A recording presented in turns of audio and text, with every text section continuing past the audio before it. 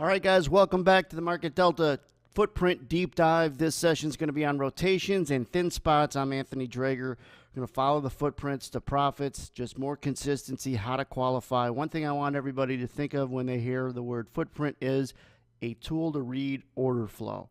And that's what we're going to focus on, rotations and thin spots in this session. As I move on, I like to start a lot of my webinars as to why markets do what they do. And I often tell this story and show an image of my family, my brothers and I, my father on the left, that's me on the right. Because he used to always tell us, if you know how, you'll have a job. But if you know why, you'll be the boss. It always resonated with us. And then when I think about trading and helping others learn to trade, the why is order flow and market relationships. Those are the two key concepts. We're going to focus in this deep dive program on the order flow aspect, using the footprint as a way to make sure it's the best tool to do that, to read order flow. All right, so let's move right into bird in the sky.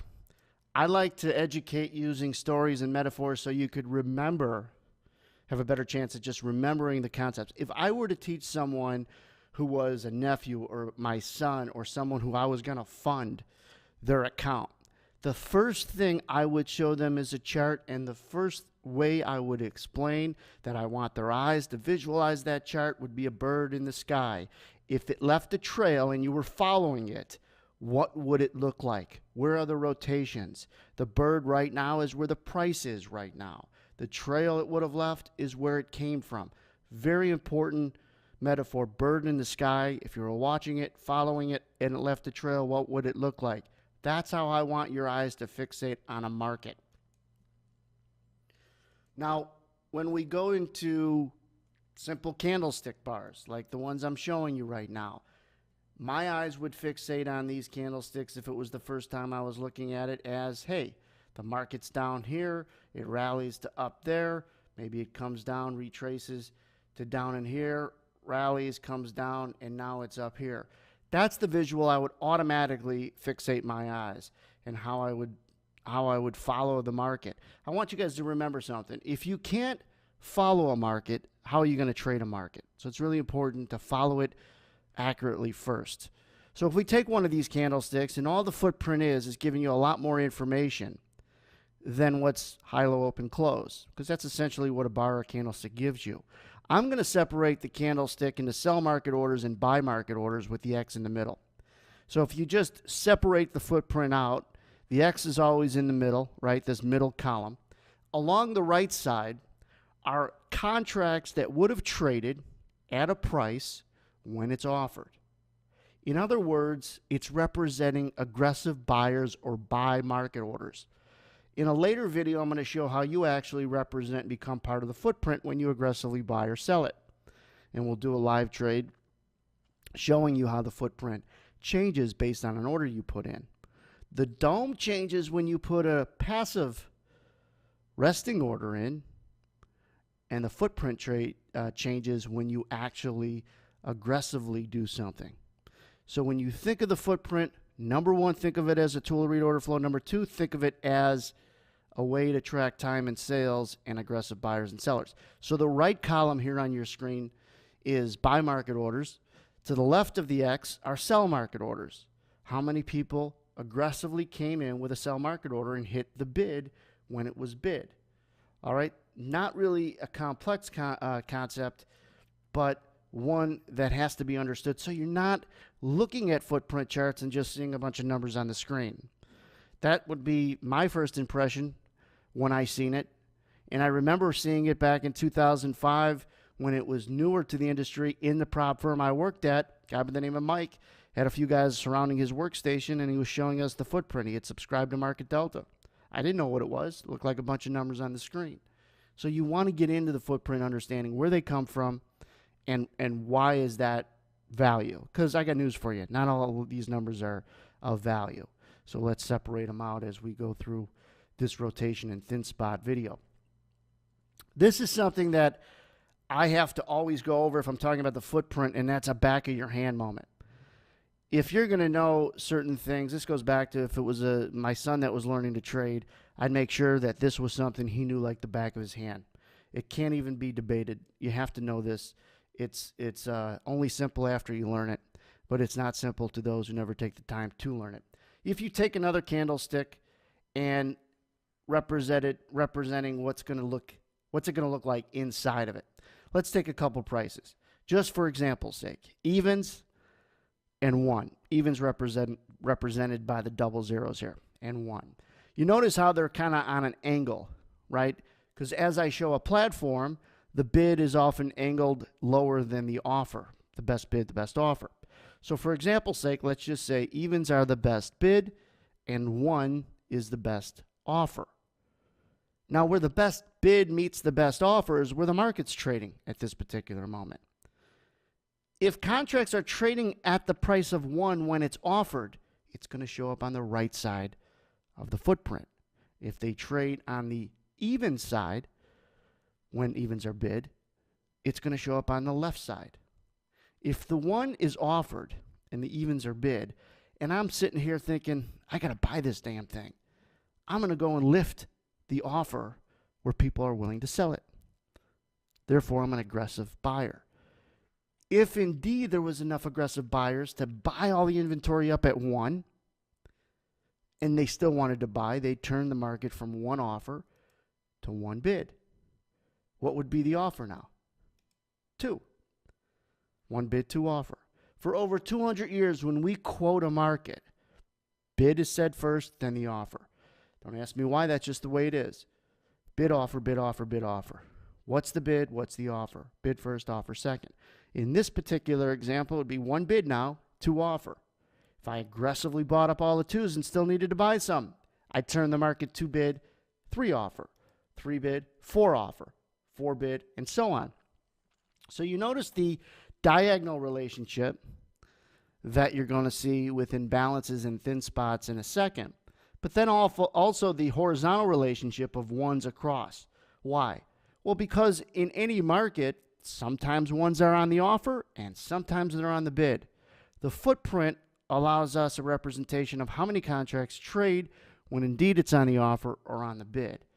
All right? So that's a horizontal relationship. There's both. And through this program of the deep dive, we're going to show you the value and how to tie both in together. Something I wanted to mention at the beginning of this that I'm going to mention now is that it's important to understand in rotations and thin spots, or in any kind of, this is my first in this series, but everything should be a building block. All right? There's always better ways to see the same thing. The concepts don't change, but to create better ways to visualize the same thing so you miss less are there. So everything I talk about builds into something that's going to help people read order flow. All right, so now let's take this footprint and throw it in the middle. Just for the example that I'm trying to give people, forget about all the numbers up here and all the numbers down in here. When evens were bid, 1,475 contracts traded on it, and when 1s were offered, 39.98. When the 1s went bid, 26.64 aggressively sold it. 36.11 contracts aggressively bought the 2s when they were offered, and so on. Now, something interesting happens when the market goes 3 bid at 4. 3 bid, 4 offer. 3 bid, 4 offer. This diagonal relationship is when the best bid of 3 meets the best offer of 4. You could see, why is 26.83 green? Because there were a lot more people at this moment in time that aggressively bought the market, happens to be at 4, then aggressively sold the market, which was 3 bid. Make sense? Only 56 traded on the bid, but 2,683 traded on the offer. Something unique happened in this particular moment in time that we want to make sure that's tracked so we have an easy reference when we go back for near-term and real-time support resistance. 3 bid at 4, something happened that created what's called an imbalance, and I often talk about it as a thin spot because the volume is thinner, as you could see in that area, than it is above and below it. Let's throw a platform or a dome. In this day and age, most platforms, this happens to be the Market Delta Cloud, but most platforms and domes or price ladders, as they're called, are the same. There's similar functionality across all of them, meaning the price is generally in the middle. The offers are on the right in red from top to bottom, or from bottom to top, and then from top to bottom in blue are the best bids. The contracts are represented in blue here. That's not people. That's the number of contracts that are willing to buy from the price that it's next to. These are contracts willing to sell at the price they're next to, all the way up and down the price ladder. If you exhaust all 520 of these 57 evens, it'll probably go up. That's the market going from 57 even offer to 57 even bid. Same thing on the downside. If you exhaust all 59 of these buys and there's none left, the market's going to go down, and 56.75 is going to go from bid, which it is now, to offer. And the footprint's going to track it accordingly. There are some importance with the numbers on the dome, but remember this. Here's the difference. The numbers in blue and in red represent how many people might want to buy it or sell it. Not necessarily the people who are buying or selling aggressively. The footprint represents people who actually put their money where their mouth is and actually trade, and there was a transaction that took place. These numbers could get pulled. Someone might want to buy it, pulls it, changes his mind. So while there is some value in the numbers that are in the dome and in the price ladder, they're not, in my opinion, as important as the numbers in the footprint. There is some value, but that's for another day and another lesson. Just understand, in the footprint, aggressive buyers and sellers or market orders. In the dome, passive buyers and sellers or limit orders are represented in the dome. And dome, for those that don't know, stands for depth of market. So then when you see the footprint and all of these numbers next to the price, it's representing the activity that took place at those prices when they were bid and when they were offered. Now, let's tie in rotation with some of this. If 57s are offered, which they are on the price ladder right here, okay, and they're traded a lot more in this sequence than the 56.75s are bid, the market should go up, and it does, as represented in this, not candle anymore, but footprint. And then the market might come down, go up, come down, go up, and so on. Building a story means going back to what kind of visual representation I want you to have when you see this. Before you look at all the numbers or all the reds and all the greens, I want people to understand that this market went up, came off, re-rallied, came back off and retraced, and then chopped around in here. That's the way your mind should have read this chart when I laid it out. And hopefully from now on, that's the way your eyes are fixated on every chart, no matter what the time frame is, no matter what the chart type is, candle, bar, footprint, Renko, point and figure, doesn't matter. Rotation is what's key. Your visualization and the way that your eyes that look at this no longer just becomes the numbers on the screen, but now the rotation that's important. Or else they're just, again, a bunch of numbers on the screen, and we don't want that. So when you look at this, you could say to yourself, the market got thin in here. We know that by less volume that traded inside that yellow square. And before we know any of this, because that's the business we're in, trying to accurately assume with some semblance of predictive skills what might happen next, we could start to build the story out that there might be indeed near-term support as measured by that white dashed line that I just drew in, where the market could indeed come back down and show a bottom and re-rally. It begins to strip the word random out of the equation. Why is that? The reason you strip that randomness out is because something happened here you can now focus on that didn't happen, or you wouldn't have been able to see happen had you not had a footprint and this type of imbalance to focus your attention. So 57 even, something happened that didn't happen up and down the ladder. There was a little speed that came in. where not only were there more aggressive buyers than sellers, but there was a lot more to create this thin spot and pop to create real time, in this case, support. When you're learning and you're educating yourself, you always got to think about what's going to separate me from the rest of the world as far as information and what to do with it. How am I going to miss less good stuff? Well, if you don't know what you're missing, how are you going to eliminate it? What you're normally missing, and I think anybody who's watching this program, this video, who's traded for a while, what most people do is they prepare with homework before the session starts with levels of support resistance. Some are good at it, some are okay, but most people will do it before the session starts. How about after the session starts, as the session's trading in real time? How good are you at adjusting and recognizing where near-term support resistance could be because it just happened after the game started? American football is a great example where they prepare for a team, but the best teams are the ones that have leaders like quarterbacks that could adjust to real-time information when they get up under center and are about to snap the football, because the defense is showing them something that they might not been able to prepare for or see when they were practicing to play that team. So we could practice and prepare, and that's important. But you have to put yourself in a position to read the real time as best as possible. And I could almost assure you that most people who try to do this will never put themselves in a position to read the real time. It's too hard for them. So that's an advantage or an edge that you're going to be able to create over them. So let's go back to this 57 even price where this unique imbalance happened. How does an imbalance happen? Obviously, more buyers than sellers that were aggressive. I'm going to show when I go to a Market Delta chart how you could change the filters of what would make this go green and maybe set the filter differently to have more greens or more reds, and we'll get into that. But it shows you that there was a big rally in here. Let's redraw it. There was a big rally in here, and something unique happened inside this yellow square. Could it be near-term support resistance? Absolutely.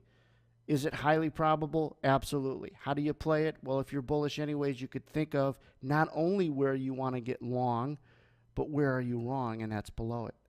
What I want people to understand is that your first target after you get into a trade is not where you're going to get out for a profit, but where you're going to get out for your loser. Know where you're going to get out before you get in for your loser. Manage your risk before you even take it. When you have good levels of support resistance, you know below those levels, not necessarily 1 or 2 ticks below them, but below those levels is where you could say, this is a better place to put your stop to get out for a loser. There's all kinds of videos I have done and I've created in our comprehensive courses about why you don't want to be where other popular stops are. Those are like magnets where you want to have invisible stops, meaning you're putting your stop where others aren't. The better chance they're not going to get elected. Therefore, better chance you're on the right side of the market, and so on. But for this deep dive course, I want people to recognize real-time support resistance. And like I said about building blocks throughout this course, there are going to be later sessions in this program where I've made better visuals called edge zones that you're going to see later on that are really going to be helpful. But you have to understand where these come from and why in order to then go ahead and be able to play them. So understand the rotations first, back and forth. Understand there was a thin spot, something unique happening in this 57 even area, and how it would have drawn a line across to show where the bottom of consolidation might have taken place. So far, so good. Now, going through this,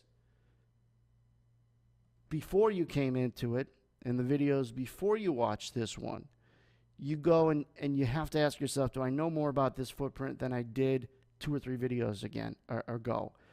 And I think everybody would say, yeah, they do. And that's what's important to us, trying to make sure these aren't just numbers on a screen.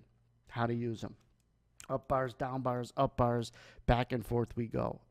Better be the visual you now have on a footprint or any chart type you look at. Going on to just a simple chart. These are bars now. I have on the whiteboard behind me in the office I'm doing this recording from, I want to be an expert in simplicity. It says expertise in simplicity. Everybody in most every industry, including trading, try to overcomplicate and overthink every situation. I want you to be able to strip it down with the right information, to be an expert in what's simple. And trust me, that's going to give you an advantage because most people overthink everything that they do. So in a simple image like this, here's a high-low open-close bar. I'm going to pull one out. This is what it looks like. Here is a footprint next to it. A lot more information than high-low open-close, which is the only thing that you see pretty much in a bar. There could have been a lot of things that happened inside this bar that you don't see that the footprint starts to strip out. Now, I could pretty much tell you that this was a market that moved lower in price. How do I know that? Because there's a lot more reds in it than greens. So there was a lot more selling pressure. I'm going to think that any one of these areas is going to be a place where the market's probably in this area going to stop and rotate. It's going to be the high of consolidation, maybe the high of a pullback, and the market's going to stay weaker because of all this selling pressure and kind of where it came in. But I want people to understand why and where thin spots are, such as just the view of how a market gets thin in certain areas where you see it highlighted in red.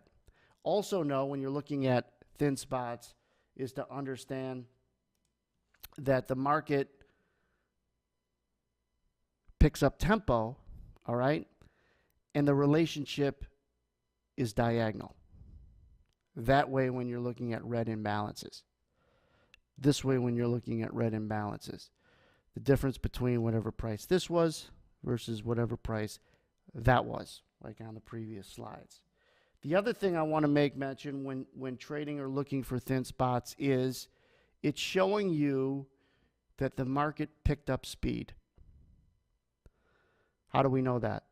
You're going to see it when you see live red imbalances come, but when you're looking back and trying to figure out how the market reacted in a certain area, you know it went fast through this area because it highlighted in red, which means people came in and left little volume in its trail, which means people came in quickly to sell it. And the market might have went down fast inside those areas or around those areas. Why is that important? Well, just think, if you're sitting in a room and someone runs really fast in front of you, it's probably hard to determine what they were wearing, what they look like, versus if they walked slowly in front of you and left the room. You will be able to describe them much better. So you would have missed something if they ran through the room real fast, correct? Well, what do people miss when the market moves down fast? What do they miss doing, buying or selling? They don't miss buying it because it's moving lower. They're able to buy it at better prices. So they're certainly not missing buying a market that's going down. They're missing the sell. They're missing the sell. Why is that important? Because anytime you miss something, if you get another chance to get what you missed, you're anxious to try to do it. So if it's true, people missed, for instance, in this area, trying to sell it. The market ran down, and now it's starting to walk back up. I can guarantee you, if indeed people in this yellow box miss selling it, they're all sitting up in here helpless, begging, praying to sell it where they wish they would have got it before it broke. That's the definition of resistance. And if you could see this in real time, think of the edge and advantage you have over those who don't. Think of the edge and advantage of that, how much more you know than you did before you were exposed to the footprint and this deep dive of it. You get a lot of people that are trying to sell it with resting offers up here is what makes the market unable to go through it, and often will then pull back and return lower. One phrase I didn't put in here that I always try to say because it's resonated with everyone that's heard it: after you buy it, you're a seller. After you buy it, you're a seller. What does that mean? After you buy it to get long, you now have to sell it to cover that position. I don't care if you're going to sell it in 5 minutes, 5 seconds, 50 years. You're going to have to, at some point, get out of that position. And if you were caught long when the market quickly went against you and went lower, you're going to be one of these in the yellow box desperately trying to sell it if you get another chance. And you're going to be the reason why the market has resistance or comes into resistance. All starting from the recognition of trying to find out where the market moves fast and in which direction it moved fast. The red imbalances help do that. I'm going to show you some cleaner examples on a chart to kind of cement the point home. But just remember, real-time support resistance is like going up to the line of scrimmage, if you know anything about American football, and being able to read the defense and make an audible or change what you're looking to do or stick to what you're looking to do, which means confirm it. But if you walked up to the line of scrimmage and you don't know what to look for, what kind of chance do you have of being and staying successful? These quarterbacks in football, and I'm not degrading them at all, but they're not rocket scientists. They're just good at knowing what they're supposed to see, and they're good at reacting. They have a progression. Here's what I see. I know the play I'm calling. Should I stay with it or no? You know the play that you're trying to call, the setup you're trying to look for. Is it confirmed? Is it not? Should I qualify it? What am I able to see now as opposed to everybody else, mostly who I'm trading against, who's just looking at the past in order to predict the future, and yet the present is where the value is. Most people just use the past to predict the future, and they ignore the present. Let me clean up some of these illustrations here and go to a live chart. It's not live, but a chart. Blow it up. I left it pretty blank. These are delta profiles on the right, which we are including in some of the videos in this deep dive. So let's not pay attention to those at this moment. Let's just look at the footprint, right? Let's just look at some examples of imbalances. Again, the relationship is always going to be between the best bid and the best offer. So when we look at these, let's look at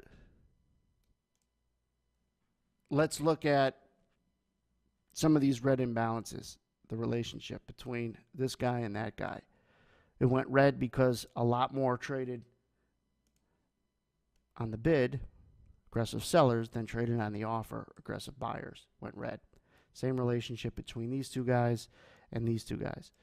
First things first, I take this for granted. That's why I try to hit home and underscore it around every video I do. First things first is how your eyes should have got fixated on this chart. Rotation. So it's not just a bunch of numbers organized in a rectangle. Really important. All right. So let's go in and just to understand what a thin spot would be, it's physically thin, right? See how it gets a little fatter in here, thins out, comes back in.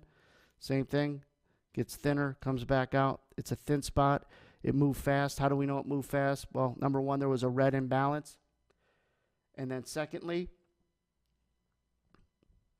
there wasn't a lot of volume left behind. If a market moves fast, it's not going to leave a ton of volume behind it. Makes sense. So if it moved fast, not a lot of volume, it becomes thin, it's pretty decent near-term resistance. Market came up here, walked back down to this thin spot, which were aggressive quick buyers that came in. No coincidence that that's where support was. So in this example, you're better off, if you don't know what's going to happen in here, you're better off certainly knowing how this candlestick turned into a footprint and showed where the tempo picked up and how it became real-time resistance. Now it's less random than it would have been if you knew nothing about the footprint, nothing about me and this education. You know a lot more, and there's less randomness than there was before you started this video.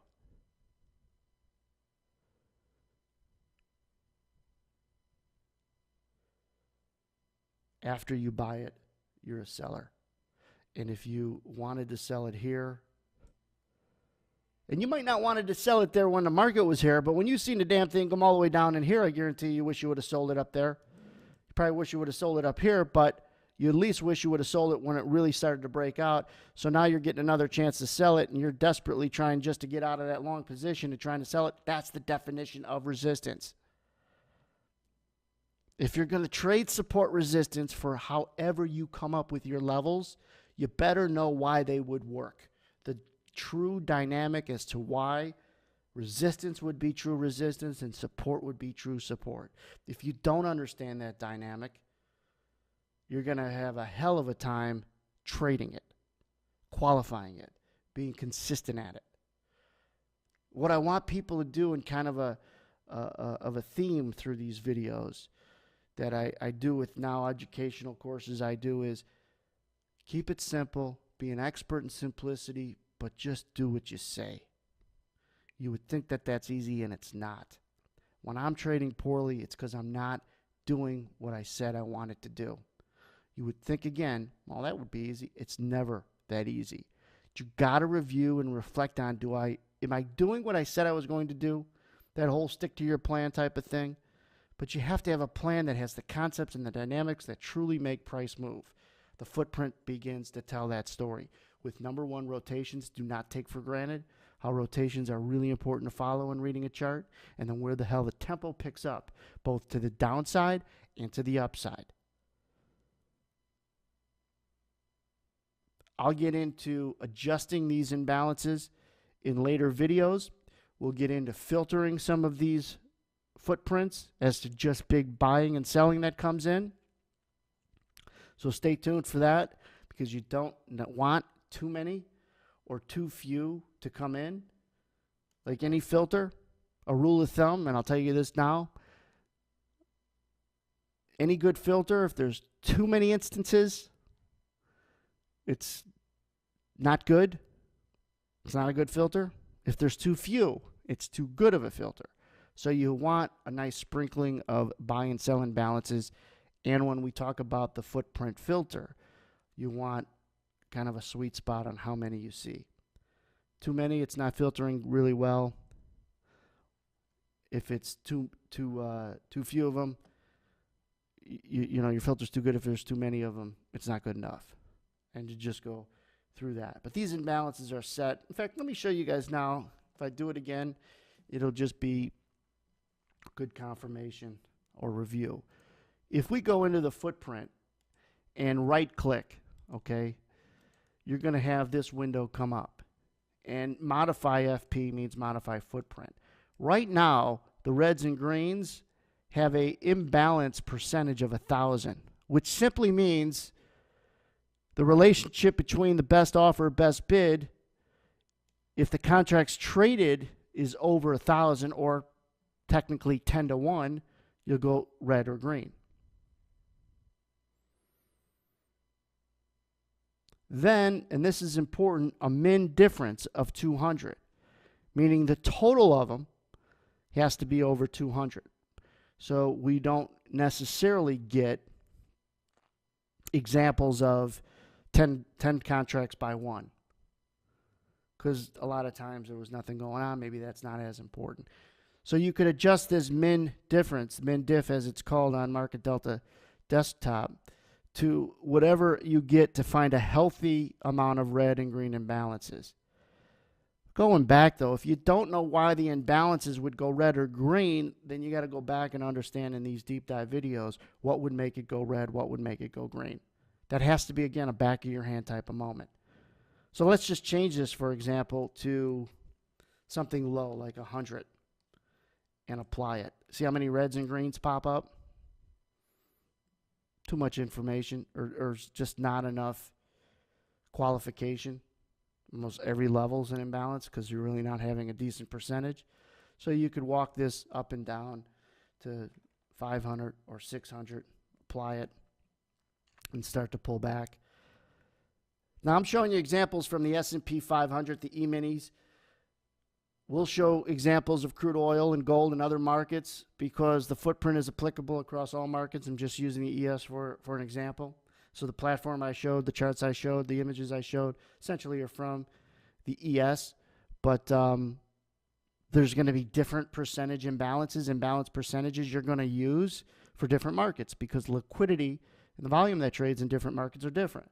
The NASDAQ is going to have different volume imbalances and min diffs than the ES.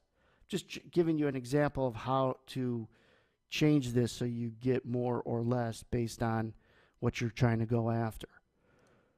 First thing to know unequivocally when you went through this video is rotation, how your eyes should now accurately fixate on a market, and then different spots and areas that the tempo picks up, which leave thin spots behind it. You guys that have taken this class, and I try to break off and not just giving just straight education, but break off into really complimenting people who invest in education. Nothing is free. Success doesn't come free, but it's very difficult in this environment to find good education. A lot of times you don't get what you pay for. And while that, isn't great, I really don't have sympathy for people that don't get what they pay for in other areas because I've paid a lot of money in the education just in the profit splits I've had. First 3 years of my career, I had to get 50% of my profits up, 25% the next 4 years in my prop firm career. I'm not bitter about that, but it's important to understand that everybody has to invest in their education. And if you did invest in bad education, how are you going to be able to compare it to what's good? And that's the feedback and reaction I get from people that have invested in what I have for them, and that is, this is different and great, not only versus what they have, but just the understanding and the dynamic of how price moves. Going back to my first slide, why markets do what they do. Everybody else wants to teach you how. I'm here to teach you the why. Now, how will come a lot easier. We'll see you guys at the next video.